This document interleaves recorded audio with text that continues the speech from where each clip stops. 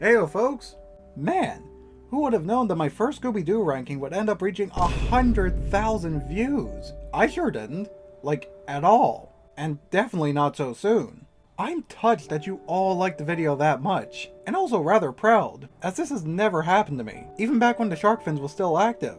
Or more active than it is now. Seeing the feedback and how many comments the video's gotten, I figured I should return the favor by sharing some and interacting with the viewers. Random comments have been selected and screen capped, and basically I'm gonna read through the bunch and share reactions. Just simple stuff this time. If you don't see your comment in this video, don't worry, I might do another one somewhere down the road, depending on how many more comments that video, or even my other videos receive, as well as the feedback this video gets. If you connect the Great Depression theory to the show, the actor not getting the lead role would make sense, because now he's not getting the good money that he wanted. I don't know. Sounds a little far-fetched if you ask me, considering how long it's been since the Depression ended in relation to the show's premiere. But I'm willing to give benefit of the doubt in this instance. So if that was what they were trying to go for, then okay, I suppose I could take back what I said about Carl's motive. But that's all. It'll take a lot more for me to take back anything else I said about him. His mystery was poorly executed, and he continued shooting himself in the foot even still. But despite my hatred for the Ape Man, I have this concerning feeling that I'm gonna end up running into a far worse villain in another show. But we'll soon see, I guess. They should have made an episode with Vasquez the Pirate. The ghost of Vasquez, maybe? I know, right? They gave him so much build-up in that one episode, only for him to never be brought up again. Until we got a slight mention in Mystery Incorporated, but that's it as far as I know. I feel they should really make an episode dedicated to Vasquez in a future show, or even give him his own movie. It could make a treat for longtime fans, and might work as a decent pirate adventure for the younger viewers. Just something to help flesh out his character, so all those mentions wouldn't feel like they were for nothing. Ghost of Redbeard gets bonus points for being a pretty badass villain while wearing pink.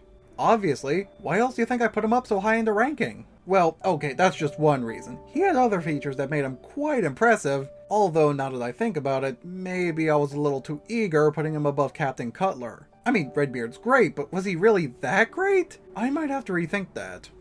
Old storybook characters like Dracula and Frankenstein's monster are open source for whatever the book version is now, I'm pretty sure. Yeah, that's what I thought. So why didn't anyone say their names at all in the episode? Surely they know who these monsters are, right? Was there any reason why they never said their names? Was there some behind-the-scenes issue we don't know about? Never thought I'd hear someone compare one of my favorite Danganronpa characters to one of my favorite Scooby-Doo villains. I know it sounds like an odd connection on the surface level, but I did feel a connection regardless. Think about it. Stuart was the only one who got affected by the aging curse. And got affected twice, mind you, while literally everyone else seemed to be a challenge for Kingston, which just made him more suspicious than he needed to be. Similar thinking could be applied to Celeste.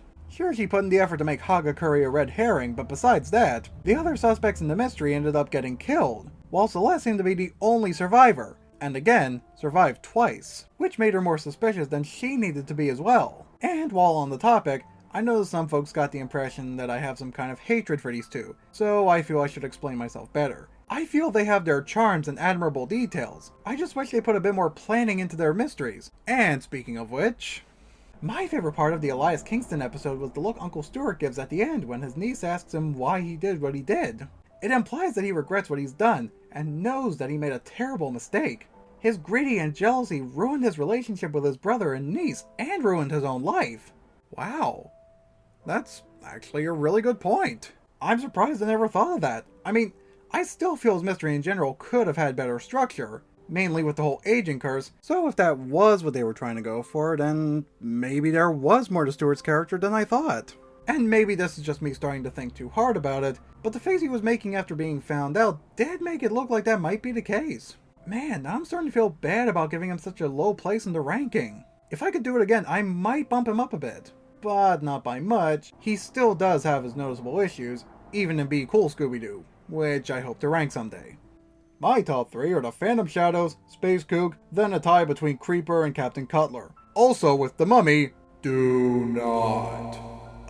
Do not what? I'm not entirely sure what you're talking about. Perhaps there's something I'm missing here? I don't know. You sound like Snagglepuss, and I mean this in the best way possible. Well, then I'll take it as such. So thanks for that, pal. Whoa. that impression was better than I was expecting. I guess I kinda do sound like him. And believe me folks, this wasn't the only comparison I got to my voice. Sometimes you sound a bit like Seinfeld. Not that there's anything wrong with that. You sound like Morty from Rick and Morty. Oh geez, Rick. I don't actually sound like that weirdo, do I? Ah, shut up, Morty, and give me the blowtorch. Bro sounds like a male version of Missy from Big Mouth. Oh, come on, I don't sound like her, do I? Do I? I actually don't know. I haven't seen enough of the show to confirm that. Oh wow, that's a rather aggressive qualifier, but I do agree that men are garbage. Great review! You've covered everything well! Subscribed! Hope this channel gets more clearance with the algorithm! Aw, thanks. I hope so too. Knowing how ruthless the algorithm can be, as well as the standards of YouTube in general, it seems I'm gonna need as much luck as humanly possible to make progress from here. I agree on the Zentro thing, or whatever his name is, but the episode in general is really good in my opinion. Yeah, that's what I was saying. One of the biggest problems with Zentro was that he was overshadowed by everything else we saw in that episode. There were a lot of neat details, I just didn't find him as neat in comparison. Maybe if they gave him some extra details to go along with the atmosphere, like a dragon at his command or some kind of powers, then he might have left a bit more of an impression. But as it stands, the only thing I end up remembering about him was his golden mask and his henchmen.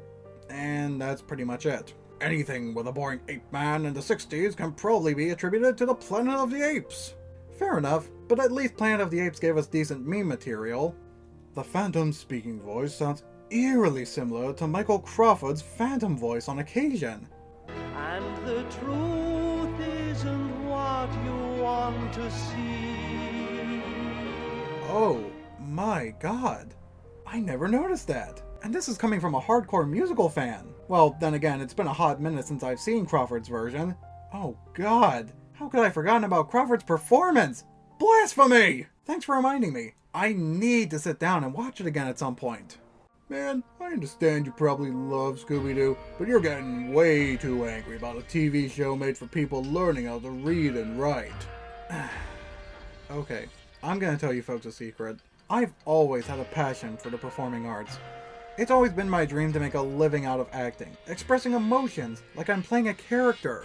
And I always wanted to use that to make a name for myself, something I could be remembered for in years to come. But given the fact I'm stuck in a state where that kind of call is extremely scarce, and just the competition all around me in general, I've been lacking confidence in recent years. And it's shown at times. If this guy actually thought I was legitimately that mad when I was recording, then I guess my performance was more powerful than I realized. And all this time, I was afraid I was rushing myself and my performance was gonna suck. But it seems I managed to give off a convincing performance. So thanks for the kind words, friend. And those were just a handful of comments I got on the ranking. I just felt I should record something to acknowledge how far the video's gone. And in such a short amount of time, too. I'm legit proud of the feedback that one's gotten, and I never expected it to go this far. Considering all my videos on the shark fins have gotten mere fractions in comparison, and that channel's been around much longer. So thank you all for enjoying the current work here on Nunion and Iznez, and I hope I can provide more enjoyable content in the future. So will there be another reading comments video coming out? Maybe. If I am to make this a series, I want to give my other videos a chance in the spotlight too. But if the ranking ends up getting noticeably more comments, I might end up making a sequel at the very least anyway. Besides that, I got a few other various comments, like those who brought up villains who were in the Scooby-Doo show and not Scooby-Doo Where Are You?, claiming that I left them out, despite them being in a different show altogether. Hold your horses, fellas, I'm definitely gonna get around to that show at some point. At the very least, it'll be after we finish the current ranking for Mystery Incorporated, which is still being worked on. It's a surprisingly long progress compared to the Where Are You ranking, but we're slowly but surely chipping away at the remaining segments. I'd like to thank Atomic Catacombs for helping out with some of the work so far, as well as Mike Dia, hopefully I'm pronouncing that right, for helping off some other segments in that ranking, as well as this video in general. We'll all try to finish up what we can for the remainder of the year. Thank you all for sticking around, and I hope to see you later.